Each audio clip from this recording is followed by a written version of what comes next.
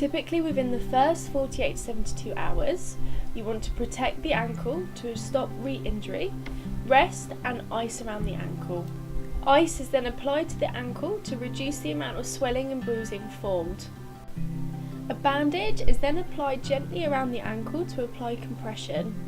What this does is just adds a little bit of extra support to the ankle to prevent re-injury. This is not recommended to be worn all the time, but might be helpful during activity.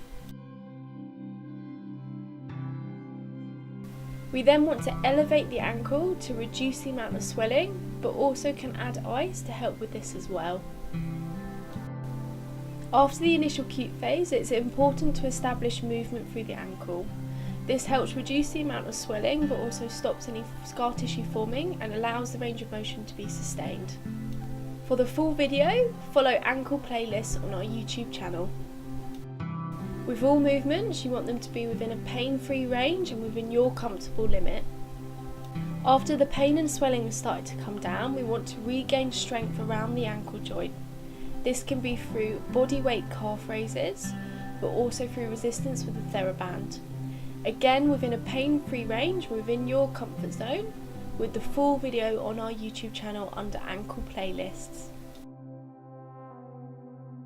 It is also important during this stage of rehab to regain balance within the ankle joint, starting with a beginner balance exercise.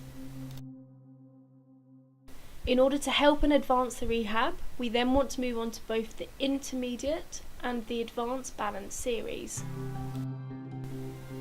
Again, full playlist on our YouTube channel under ankle playlists.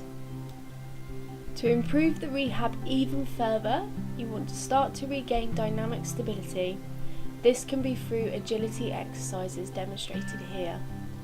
Again, full video in our ankle playlists under ankle agility and stability.